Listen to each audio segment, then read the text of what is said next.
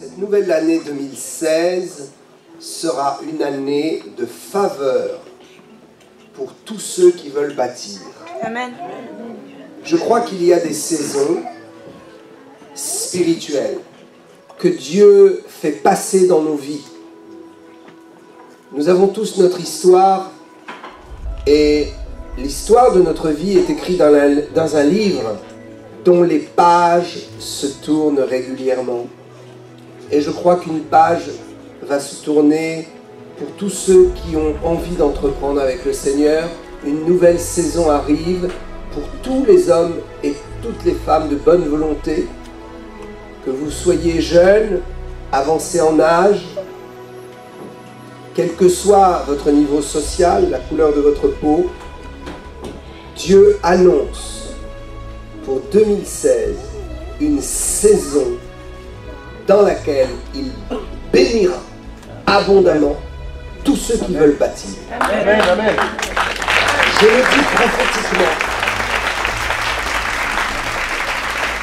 Dieu m'a annoncé déjà depuis le mois de septembre. Dieu m'a annoncé prophétiquement que l'année 2016 serait une saison de faveur pour tous ceux qui veulent entreprendre. Nous avons tous un chantier à entreprendre. Nous avons tous un chantier dans lequel nous rêvons de faire des prouesses, de nous engager. Nous voulons retrousser les manches et changer l'aspect environnant de notre existence. Nous voulons que les choses changent. Et Dieu nous promet que les choses vont changer parce qu'il nous bénit dans cet esprit d'entreprise et dans cette volonté de bâtir. Nous avons tous quelque chose à bâtir. Nous avons tous un chantier dans lequel nous devons nous lancer pour cette nouvelle année. Que ce soit la reconstruction de notre famille, la reconstruction de notre foyer, la reconstruction de notre carrière professionnelle, la reconstruction de notre fraternité, notre amitié dans la famille, la reconstruction de tous ces projets que nous avons peut-être laissés de côté.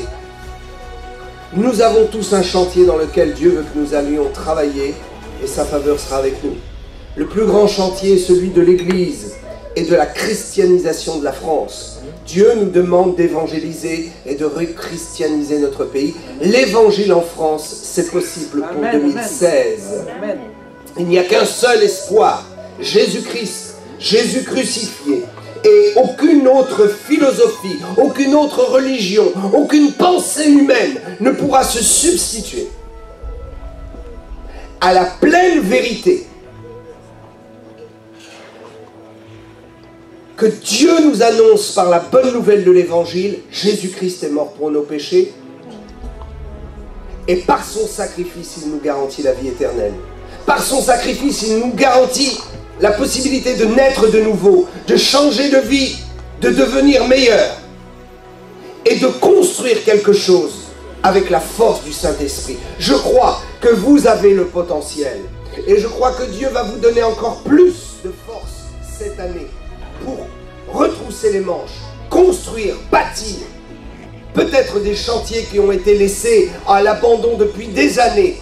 Dieu dit prophétiquement, cette année 2016 sera l'année de la faveur de Dieu pour quiconque veut bâtir. Et la plus grande chose que nous pouvons bâtir, c'est la foi dans le cœur des gens. Amen, oui. C'est l'Église de Jésus-Christ. Néhémie, chapitre 2, verset 18. Je leur racontais comment la bonne main de Dieu avait été sur moi et quelles paroles le roi m'avait adressées. Je voudrais vous raconter de quelle façon la bonne main de Dieu a été sur moi et comment j'ai vu le ciel ouvert pour chacun d'entre vous. Comment j'ai vu le ciel ouvert pour la France. Comment j'ai vu le ciel ouvert pour les écluses abondantes de la vie de Dieu qui va couler sur cette nation. Je voudrais vous raconter comment Dieu m'a parlé, comment le roi du ciel, le roi des rois, le roi absolu, celui qui a toutes les armées du ciel et de la terre à sa disposition, comment le roi m'a parlé pour me dire, fils, je vais bénir tous ceux qui vont bâtir. Ils dirent, levons-nous et bâtissons, et ils se fortifièrent dans cette bonne résolution. Je leur racontais comment la bonne main de Dieu avait été sur moi et quelle parole le roi m'avait adressée. Alléluia. Je voudrais que tous ensemble nous comprenions que la parole prophétique ne se renie jamais et que le Seigneur va toujours au bout de ce qu'il a promis. Il a promis de bonnes choses dans une direction et il le fera. Ne baissez pas les bras, ne vous découragez pas, ne vous laissez pas attraper par l'esprit d'inquiétude ou de faiblesse, mais croyez que nous sommes à l'aube de voir la plus grande révolution que l'humanité n'a jamais connue, le retour de Jésus-Christ sur cette terre. Avant qu'il ne revienne, il va nous emmener au ciel pour les noces. Et il reviendra 7 ans après pour montrer aux nations du monde qu'il est le seul, l'unique roi des rois, pour toujours, élu par la prescience de Dieu, envoyé sur terre, incarné dans un corps humain pour payer la dette et nous sauver de nos péchés. Alléluia. Oui, levons-nous et bâtissons.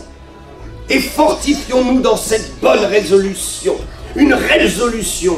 Les nouvelles années, à chaque fois que nous célébrons une nouvelle année, nous ne manquons pas de dire « il faut prendre une bonne résolution ». Il faut prendre une bonne résolution. Je vous invite à prendre la bonne résolution qui est validée par le ciel. Nous pouvons prendre des bonnes résolutions qui ne seront alimentées par aucune force. Mais cette résolution-là, de se lever et de bâtir, de reconstruire, cette résolution-là est une résolution validée par le ciel qui ne manquera pas de trouver la force du Saint-Esprit dans tout ce que nous ferons. Bâtissons l'Église, rebâtissons nos vies,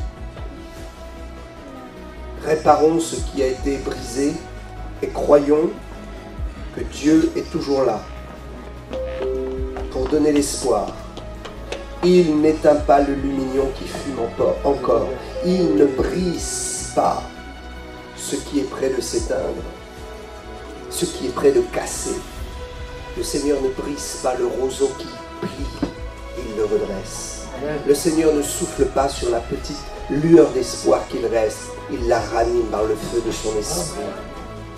Vous et moi, nous sommes de la nature du ciel, notre Créateur est Dieu, et nous sommes faits dans sa nature, et notre nature sera une nature de triomphe pour cette nouvelle année 2005. Amen. Malachie 4.2 nous dit, c'est l'autre texte que je voudrais prendre. Le premier texte était donc, je le répète, dans Néhémie, chapitre 2, verset 18. Nous devons avoir une bonne résolution pour bâtir avec Dieu. Et le deuxième texte, c'est Malachie, le prophète Malachie, chapitre 4, verset 2. Pour vous qui craignez mon nom. Ok, il y a tous les autres qui ne craignent pas l'Éternel, qui n'ont pas souci du ciel. Il y a tous les autres qui ont besoin d'être sauvés. Et nous ferons tout pour les amener à la grâce. Mais pour nous, nous devons nous réjouir. La parole dit, pour vous qui craignez mon nom. Dieu dit, pour vous, il y a une part. Pour vous qui craignez le nom de l'Éternel. Se lèvera le soleil de la justice. Alléluia. Savez-vous que quand Dieu nous donne sa faveur pour bâtir, il se lève comme un juste, comme un défenseur, pour interdire à quiconque de détruire ce que nous bâtissons d'intervenir. Si la faveur de Dieu est avec nous pour bâtir, qui se lèvera pour détruire ce que nous bâtissons? Si Dieu dit lève-toi et bâtis, il ne permettra à personne de détruire. Et si dans le passé, certains ont détruit ce que vous avez fait, vos rêves, vos ambitions, croyez que maintenant Dieu se lève et dit je suis un Dieu juste, ça suffit. Maintenant, c'est votre tour de réussir. Amen. Amen. Alléluia. Amen. Se lèvera le soleil de la justice et la guérison sera sous ses ailes. Alléluia. Le texte exactement littéral dit la guérison sera sous son manteau protecteur. La guérison sera sous ses ailes. Vous sortirez et vous sauterez comme des veaux d'une étable. Comme des gens libres. Dieu nous promet la liberté pour cette nouvelle année. 2016 est une année où Dieu va vous rendre libre de bâtir, d'entreprendre et de réussir. Je crois dans la puissance qui nous libère, la puissance de la croix de Jésus-Christ, qui nous libère et qui nous permet d'agir dans la plénitude de la joie de l'Esprit de Dieu. Alléluia. La Bible dit, et la guérison sera sous ses ailes, sous son manteau. Jésus a revêtu un corps de chair. Il a revêtu un manteau de sang pour nous protéger, afin que nous ne saignions plus, mais que nos larmes soient essuyées et que nous reconnaissions l'œuvre excellente de Jésus à la croix. L'Apocalypse dit, il était revêtu d'un vêtement teint de sang, et son nom est la parole de Dieu. La bonne nouvelle que nous proclamons et que nous voulons proclamer, je m'adresse à tous les jeunes, il y a une part pour vous, il y a une part pour la jeunesse dans cette nouvelle année. Il y a une part très forte de l'Esprit de Dieu dans le cœur des jeunes. Et nous, les anciens, nous devrons les entourer, les aimer, les aider, les former. Non pas comme le monde peut former, mais comme le cœur d'un père peut former ses enfants. Je m'y engage dans cette année 2016. Tous les jeunes qui voudront servir le Seigneur, qui voudront se lever pour bâtir l'avenir de la France en Jésus-Christ, bâtir l'avenir de leur famille, bâtir l'avenir du christianisme. Je m'engage en tant que père spirituel et en tant qu'ancien à donner tout mon cœur pour qu'ils réussissent. Notre jeunesse réussira. Amen. Alléluia.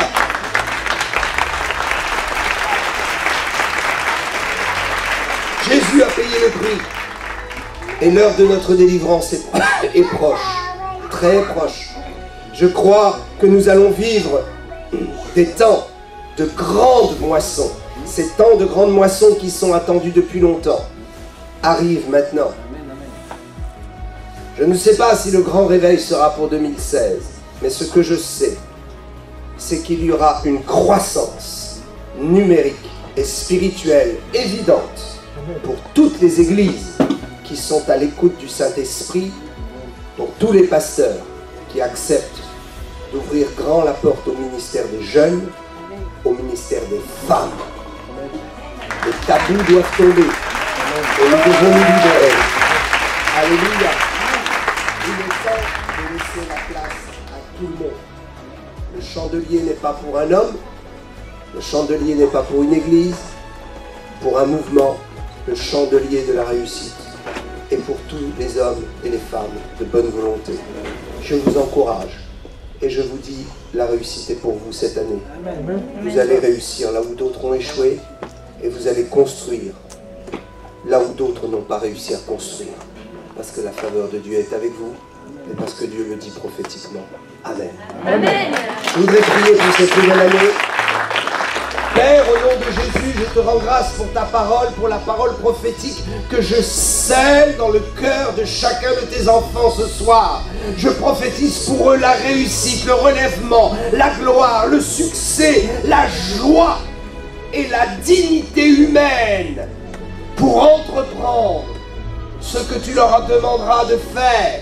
Que le chantier soit ouvert, Seigneur, et que les plans et les visions soient données aux femmes et aux jeunes gens, et que, Seigneur, tout le corps pastoral, c'est là ma prière, puisse assister les nouveaux venus dans ton royaume, au nom de Jésus. Amen. Soyez bénis.